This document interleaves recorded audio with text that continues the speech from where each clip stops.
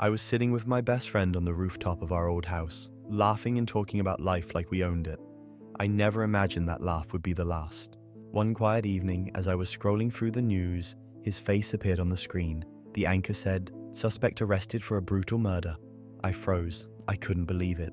Back home, I searched for meaning. How? Why? Was he hiding that face all along? I looked at myself in the mirror, silently asking, was I blind? Since that moment, I began seeing people differently, as if every human had two faces, one pure, the other silent, unknown, dark. I remembered the Milgram experiment. A man asked ordinary people to electrocute strangers just because an authority told them to, and they did, without question. They all started as normal people, but slowly they changed. Their eyes became cold. Their empathy disappeared. One man hesitated. He heard the screaming behind the wall. Still, he pressed the button, again and again. Every shock was stronger than the last. He looked for someone to stop him, but the only voice he heard was, "Continue." His hand trembled, but he obeyed. Not because he was evil, but because someone told him it was necessary. The man in the lab coat didn't yell. He didn't threaten. He simply stood there, calm, and that was enough. Afterward, the participant sat in silence, staring at his own hand. It didn't feel like his anymore. Then came the Stanford prison experiment. Volunteers were divided into guards and prisoners. It was supposed to last 2 weeks. It barely lasted 6 days.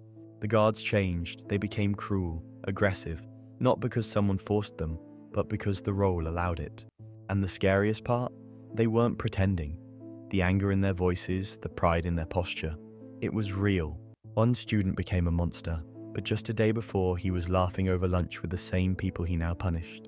It reminded me of John Wayne Gacy, a man who dressed as a clown, smiled with children, hid bodies under his house. Behind every smile he gave was a secret grave. Behind every joke, the echo of screams. And then there was Adolf Eichmann. He didn't look evil, just ordinary. A clerk, a bureaucrat, but he organized the transport of millions to their deaths. When asked how he did it, he replied coldly, "I was just following orders." Hannah Arendt called it the banality of evil. That evil isn't always monstrous, it's often disturbingly normal. It can wear a suit, sit beside you on the bus, hold your hand and smile while hiding a storm inside. It's in the choice to stay silent when someone is suffering, to look away, to do nothing. Every human has a shadow. Some hide it, some feed it, some don't even know it exists.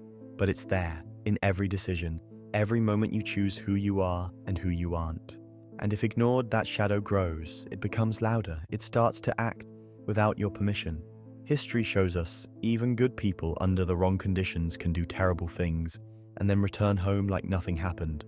Sometimes it's not violence, sometimes it's a word, a look, a decision that shatters someone's world. You don't have to kill to destroy. Ignoring someone can be just as sharp as a knife. And when you look in the mirror, you might not see it, but someone else might. We all walk a path with two sides, one in light, one in shadow, and every step takes us closer to one. Love, hate, compassion, cruelty, they're all choices, sometimes only inches apart. And the scariest truth of all, there is a killer inside every human.